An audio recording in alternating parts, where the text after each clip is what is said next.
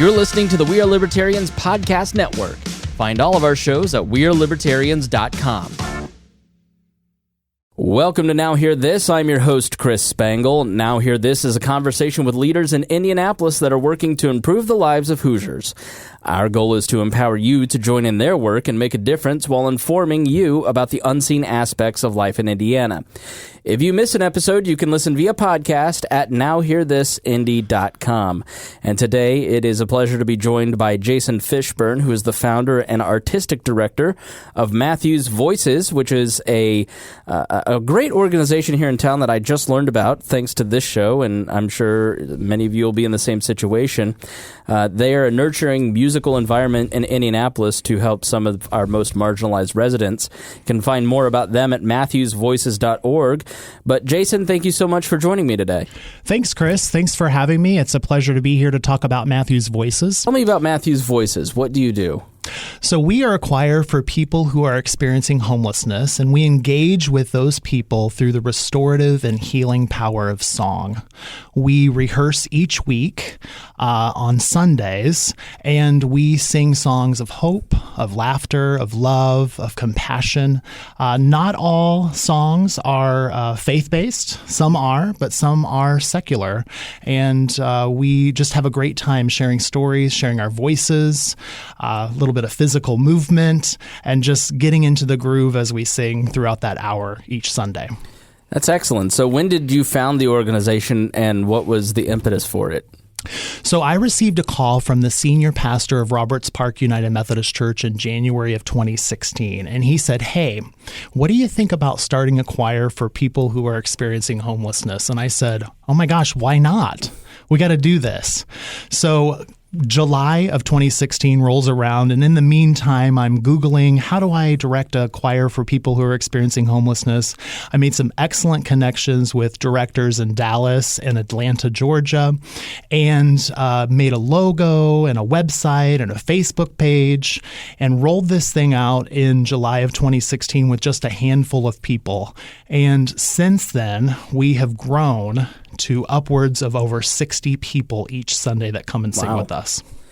So why were you chosen? Why were you top of mind? What do you do music for a living?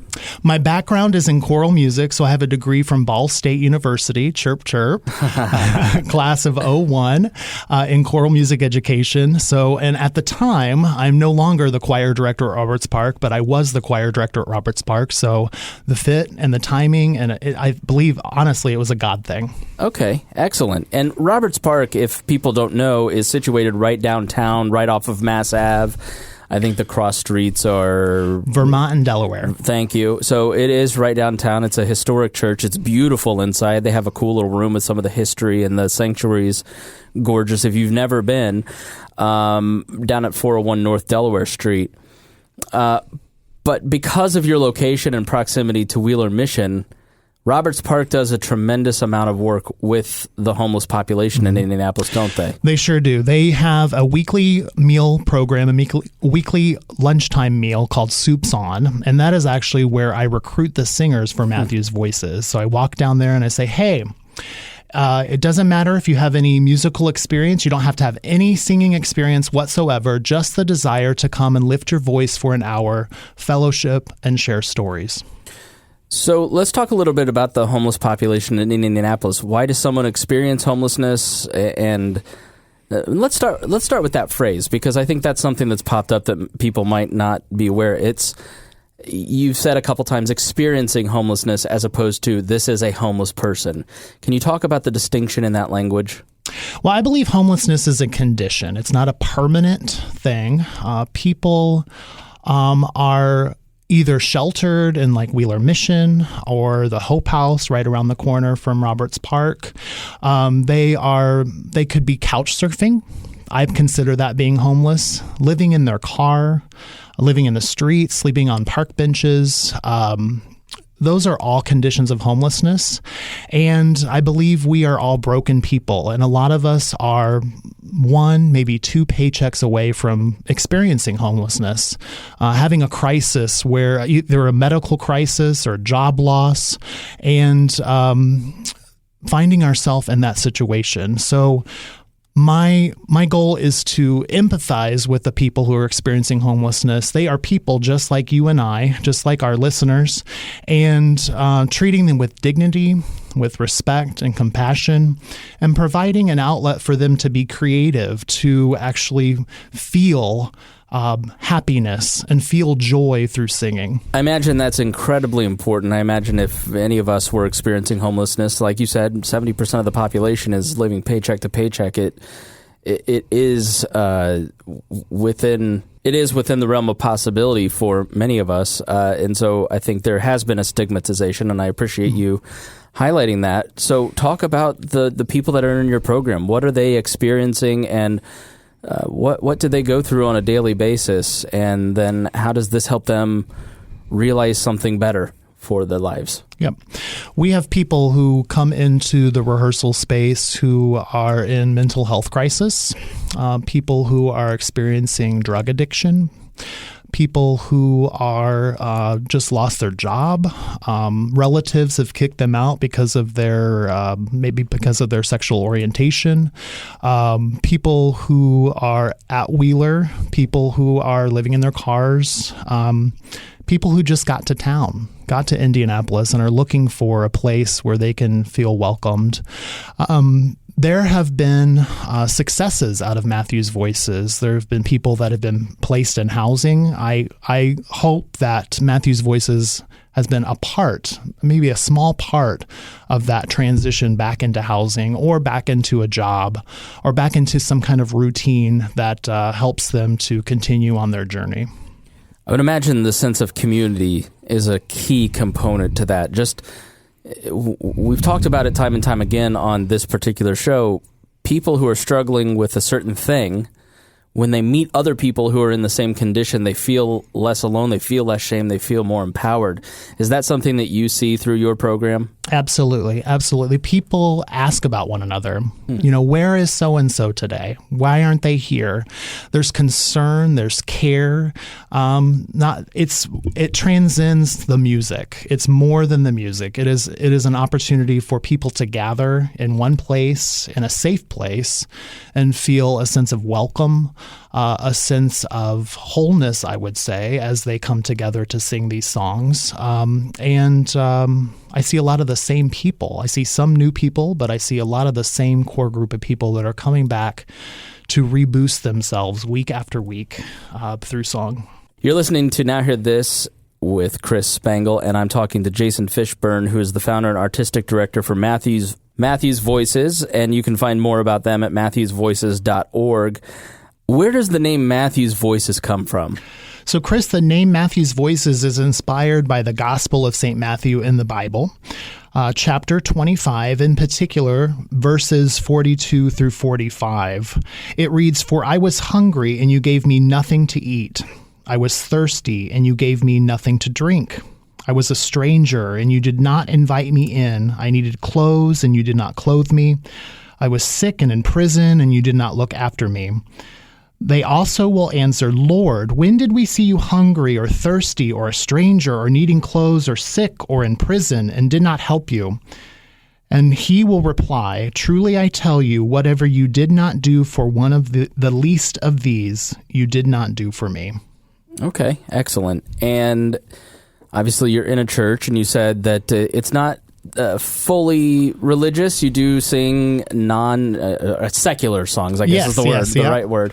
What are some of the songs that you typically would sing in both secular or religious? So when we first started out, we sang Amazing Grace until we were blue in the face. Right. So Amazing Grace was our number one hit for a long time, and we still pull that out every once in a while. We sang The Sun Will Come Out Tomorrow from the musical Annie, Let's Get Together from the Youngbloods, Ooh Child, Brand New Day from the musical The Wiz, just songs that are inspiring and hope-filled and provide direction for a new day. So you've put this choir together, you're practicing every week. Do you go out and perform at various churches or community groups? How do you actually go out and do performances, and where? So we do. We get invitations from all over. We have gone as far as Hagerstown at Hagerstown First United Methodist Church. We went up to Lafayette to the Church for Everyone in Lafayette. We've been to a Lutheran church on the south side of town. And the connections that we make there and just to be in community with other communities of faith is such a powerful experience, not only for our singers and Matthew's Voices, but the people that are watching us and engaging with us too. So I would invite anyone, any civic organization, church, community organization that would like to engage with the singers in Matthew's Voices to go to our website, matthewsvoices.org. At the bottom of the page, there is a phone number and an email address. Either communication style works for us, and reach out to us and invite us to come and sing. We would love to do that. Our singers love to travel. When we went to Lafayette, they asked us, when are we going on our next trip? So it's really a great experience. And the bus ride up there, we actually rent vans. The van ride up there is so fun. We turn on the radio, we have a great time, and we get to talk and catch up with one another. And then on the way back, when we're worn out, except me, but most of the singers will, take a nap. And as I'm driving the van back to our home base. Excellent. That's great. And you actually pay them for performances, do you not? We do. We pay our singers. We incent our singers. It's not much. I think of it as a hook to get them into the community. Many of them will come to me and say, you know what, I came here today. We incentivize $2. We give our singers a $2 bill to sing with us in a rehearsal. And we give our singers a $5 bill if they come to us for a performance. So I've had many a times people come to me after rehearsal and they say, Jason, I came here for the $2, but I had a wonderful time and I will be back next week. And you get that funding how? So we build in a little bit of cushion when we go out to perform at churches or civic organizations. They will throw in a little extra to keep the programming going. We have also received generous contributions from the Indiana United Methodist Conference through the Mission and Justice Ministries. We've received grants each year for the last 3 years from that division of the United Methodist Church in Indiana. So we're thankful for that. We're also looking forward as an organization into other grant opportunities in the community of Indianapolis. So hopefully, as our programming continues to grow and some vision behind how do we engage with the singers on a more deeper level rather than just everybody come in the room, we're going to sing, we're going to share some stories, we're going to leave. How can we walk side by side with our singers after rehearsal and provide them some wraparound services? So partnerships that I would like to see formed and that are emerging are a partnership with CHIP, which is the Coalition for Homelessness Intervention and Prevention. That's a mouthful. Mm-hmm. I'm hoping that partnerships like that can emerge this year to kind of bring in services to help our singers connect with things like the Handbook of Help. Many people that come into choir know what the Handbook of Help, but there are few and often some that come up to me and I say, do you know what the Handbook of Help is? No. I've never heard of that. I've never heard of it either. What is it? So the Handbook of Help is a resource for people who are experiencing homelessness to, if they need a warm meal, they can turn to a certain page in that directory and find where there's a meal. If they need shelter, particularly people who have children, like women with children, there are shelters that specialize in women with children. They can turn to that page in the guide and find those services.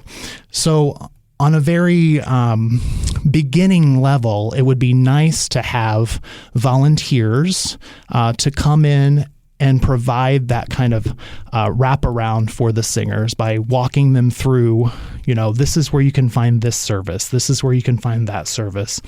I kind of have taken the name from a choir in San Diego, the Voices of Our City Choir. and calling it the choir care team. I'd like to develop a choir care team in 2020. So if one of our listeners wants to get involved in that, or if they want to make a contribution, or if they want to donate their time, how can they get a hold of you? Absolutely. They can go to our website, matthewsvoices.org. At the bottom of the page, there is email, there is a phone number. You can use any one of those communication methods to get in touch.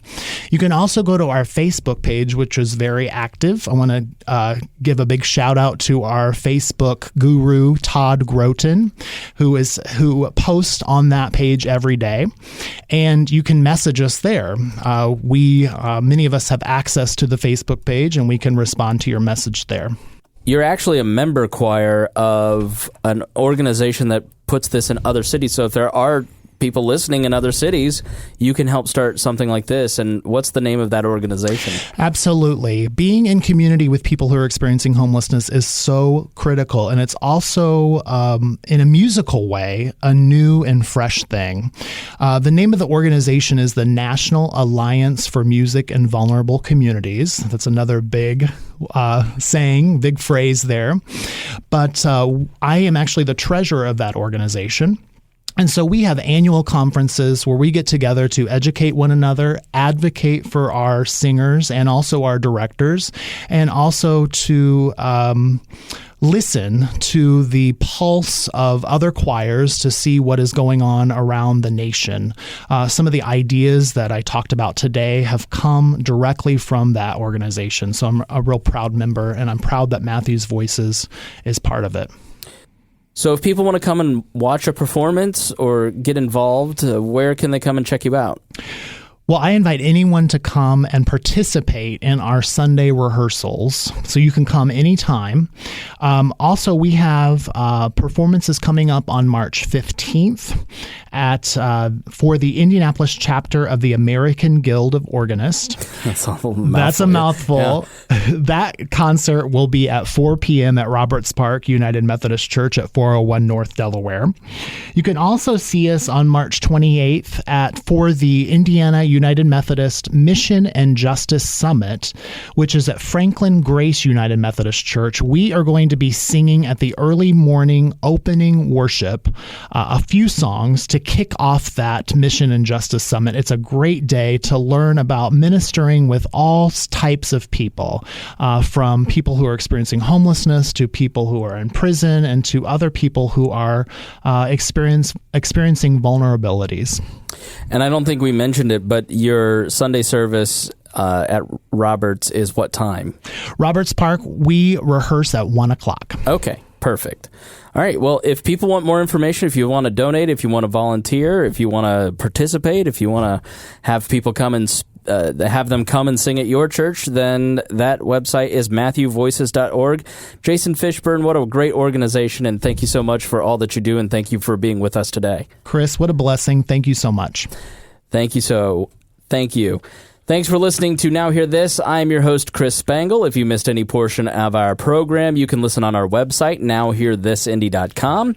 If you'd like to have your organization featured on the show, please contact Gabby at 317-475-7407 or via the contact page on our website. Thanks for listening, and we will be back again next weekend with Now Hear This.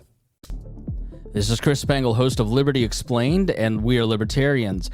And when you first become a libertarian, it's really confusing. There's all these new ideas that you've never heard presented by all these people that you don't know, and it can be so hard to grasp all that quickly. But we've got you covered. Go to libertyexplained.com. We're going to break down issues. You can search the tags and find out something quickly, watch a video, or listen to a podcast from some of the top experts in libertarianism. And we also have video playlists that we've collected and a list of the top podcasts. And we even have a podcast ourselves with Julia Geyer, Levy Rainey, and myself, where we answer your questions about libertarianism. So go check it out right now, libertyexplained.com.